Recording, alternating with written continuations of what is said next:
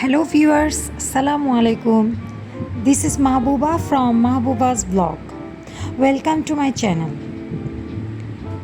আজকে আপনাদের রান্না করে দেখাবো চট্টগ্রামের অনেক ফেমাস একটা ডিশ, আর সেটা হচ্ছে কালো ভুনা। এই রেসিপিটা অনেকে অনেকভাবে অনেক মশলা অ্যাড করে রান্না করেন, বাট আমি খুব কম মশলা ব্যবহার করেছি এবং এমন মশলা ব্যবহার করেছি যেগুলো ঘরে সবসময়ই থাকে।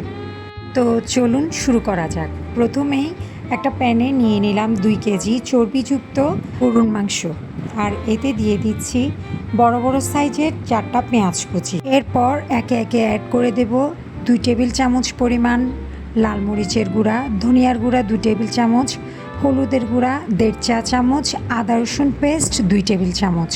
আদা রসুন আমি এখানে বেশি অ্যাড করিনি, কেননা মাংসটা খুব বেশি গলে যায়।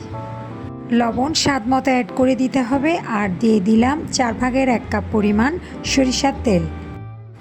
আমি আধা ঘন্টা মেরিনেট করে রেখেছিলাম, আপনারা চাইলে আরও বেশিক্ষণ রাখতে পারেন। এরপর ঢাকনা দিয়ে ঢেকে চুলায় দিয়ে দিলাম। ভিউয়ার্স, আমি এখানে কোনো পানি ব্যবহার করিনি। আধা ঘন্টা পর এর সাথে অ্যাড করে দিলাম 2টো তেজপাতা, দারচিনি 1 স্টিক, লং 6টি, এলাচ 6টি, 1 পিস জয়ত্রীর ফুল, আর 1/2 চা চামচ পরিমাণ গরম মশলা গুঁড়ি।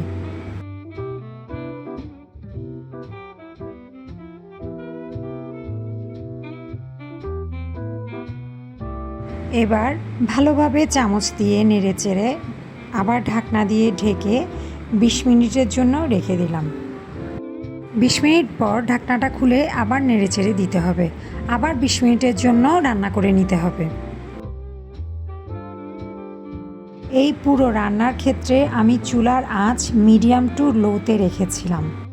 দর্শক, খেয়াল করে দেখুন, আমার মাংসের ঝোলটা ধীরে ধীরে টেনে গেছে।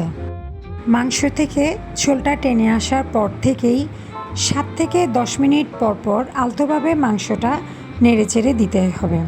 মাংসটা পুরোপুরি সেদ্ধ হয়ে ভাজা ভাজা হয়ে আসা পর্যন্ত এই প্রসেসিংটাই চলতে থাকবে। দেখুন দর্শক, আমার মাংসটা একেবারে রেডি হয়ে এসেছে।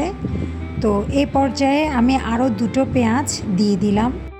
ভিউয়ার্স, এই পুরো রান্নার ক্ষেত্রে একটা ব্যাপার খুব লক্ষ্য রাখতে হবে, আর সেটা হচ্ছে, আমি তো আগেই বলেছি আমি কোনো পানি অ্যাড করিনি, বাট আপনারা যদি কোনো পানি অ্যাড করেন তাহলে পানিটা এমনভাবে অ্যাড করবেন যাতে মাংসটা ঝোল থাকা অবস্থায় পুরোপুরি সিদ্ধ হয়ে না যায়, কেননা এই মাংসটা খুব বেশি নাড়াচাড়া করতে হয়। তো ঝোল থাকা অবস্থায় যদি বেশি সিদ্ধ হয়ে যায়, পরবর্তীতে দেখা যায় মাংসটা একেবারে ঝুরঝুরা হয়ে গেছে। তো দেখতে দেখতে এই তো রেডি হয়ে গেল আমার আজকের রেসিপি। ধন্যবাদ।